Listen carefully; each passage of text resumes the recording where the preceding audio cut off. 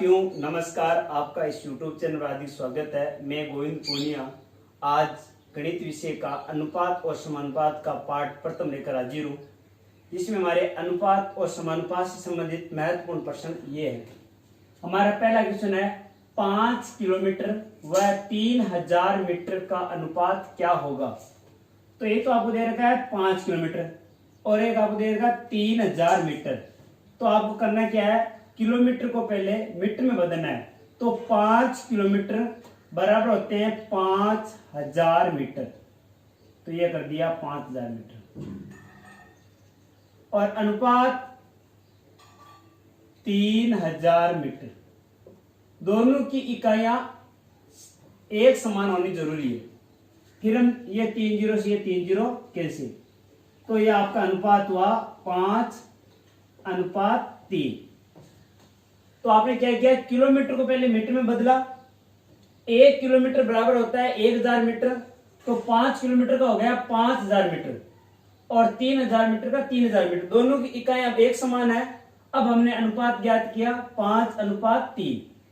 हमारा दूसरा क्वेश्चन 30 घंटे और एक है 2 दिन।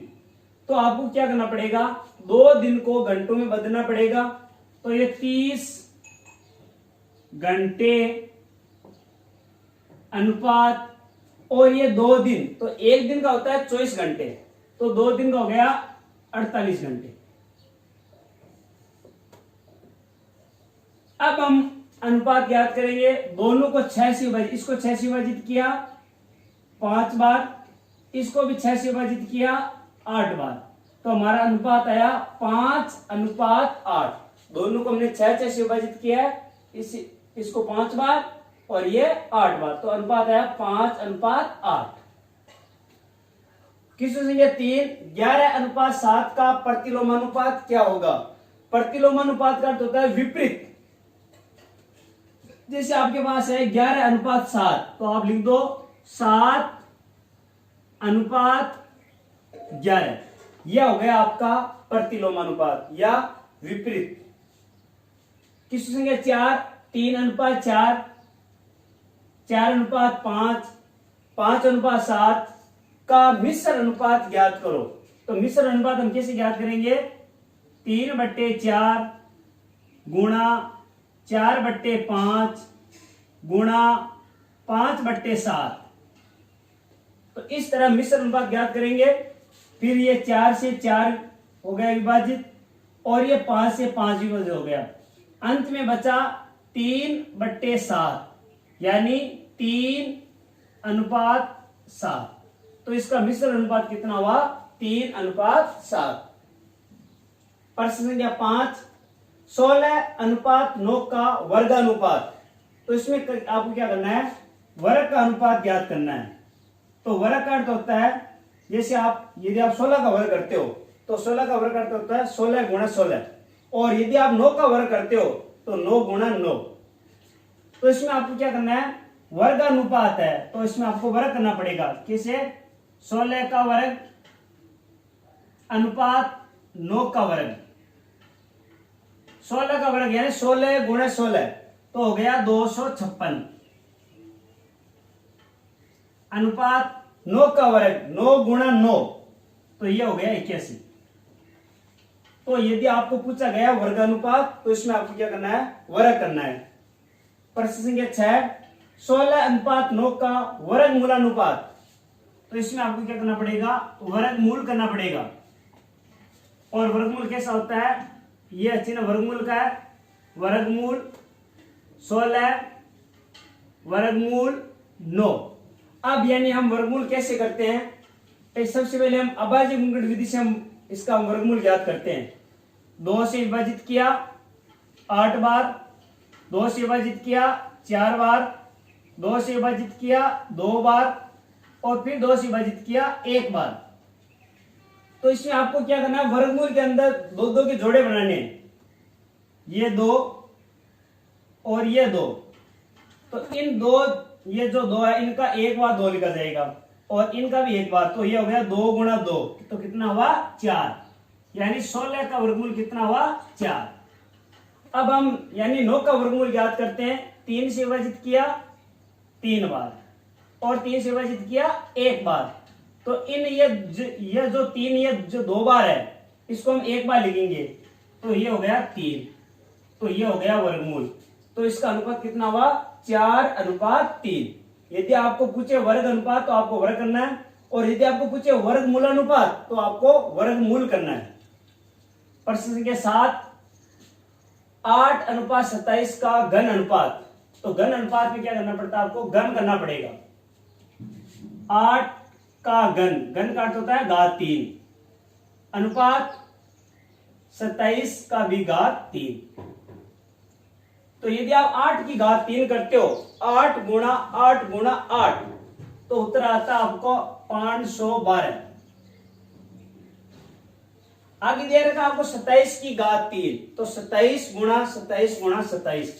तो हम इस तरह करेंगे, तो पहले 27 को 27 से गुणा किया 729, और अब 729 को हम 27 से गुणा कर रहे हैं।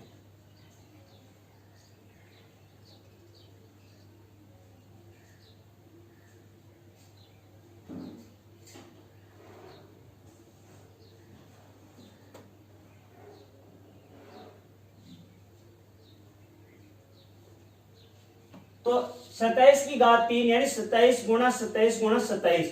तो पहले हमने 27 को 27 से गुणा किया 729, और फिर 729 को हमने 27 से गुणा किया, तो हमारा उत्तर आया 19,683। तो ये हो गया आपका घन अनुपात। प्रश्न संख्या 8, ये है आपका घनमूल। तो घनमूल में क्या होता है, आपको घनमूल करना पड़ेगा। ये जो चिन्ह है वो होता है वर्गमूल का, और यदि आप यहां पर 3 लिख देते हो तो ये हो गया आपका घनमूल का। यह घनमूल 8 अनुपात यह घनमूल 27। तो वर्गमूल में तो आपने 2-2 के जोड़े बनाए थे, और घनमूल में आपको 3-3 के जोड़े बनाने। 8 को 2 से विभाजित किया 4 बार, और 2 से विभाजित किया 2 बार, और 2 से विभाजित किया 1 बार। तो 8 का घनमूल हुआ इन जो ये 3 2 है, यानी आपको 3-3 के जोड़े बनाने हैं, तो यह इनका हो गया 1 2। अब 27 से करते हैं, 3 से विभाजित किया 9 बार, 3 से विभाजित किया 3 बार, और 3 से विभाजित किया 1 बार। तो इन ये जो 3-3 है इनका एक जोड़ा बनेगा, तो ये हो गया 3, तो ये हो गया 2:3। यदि आपको घन अनुपात पूछे तो आपको घन करना है, और यदि आपको घनमूल का अनुपात पूछे तो आपको घनमूल करके अनुपात ज्ञात करना है। प्रश्न संख्या 9, 16,25 का मध्यानुपाती। मध्यानुपाती का अर्थ यह होता है कि जो बीच के जो दोनों पद है वो आपको दोनों अक्ष मानने, और फिर आपको अक्ष का मान ज्ञात करना है। 16 अनुपात x समानुपात x अनुपात 25। तो इसमें आपको क्या, इसमें पूछा मध्य अनुपाती, और बीच के दोनों पदों को, दूसरा पद और तीसरा पद, दोनों पदों को आपको अक्ष मानना है, और फिर क्वेश्चन हल करना है। बाहरी पदों का गुणा, आंतरिक पदों का गुणा। x को अक्ष से गुणा किया x², और 16 गुणा 25। यदि आप x की जो घात 2 यदि आप हटाते हो तो यहां पर चिन्ह लग जाएगा वर्गमूल का। ये 16 गुणा 25, तो 16 का वर्गमूल होता है 4, और 25 का वर्गमूल होता है 5। फिर 4 को 5 से गुणा किया 20, तो आपका इसका मध्यानुपाती कितना आया 20।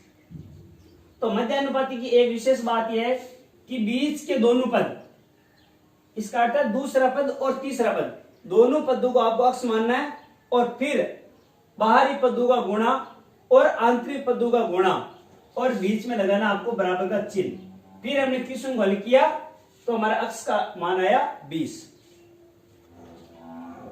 प्रश्न संख्या 10, 16,40 का तृतीय अनुपाती। तो तृतीय अनुपाती का क्या अर्थ होता है?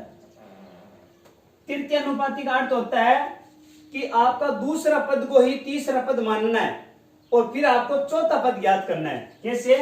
16 अनुपात 40 समानुपात 40:x।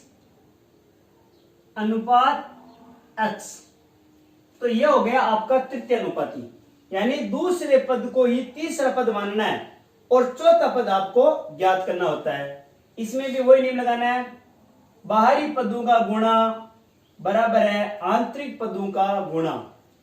तो 16 गुणा x 40 गुणा 40, x 40 को 40 से गुणा किया 1600, और ये 16 इसका हम क्या कर रहे हैं, पक्षांतरण कर रहे हैं। ये 16 यहां पर किस यानी किस अवस्था में है, गुणा की अवस्था में है, तो ये आगे भाग की अवस्था में हो जाएगा। ये हो गया 16।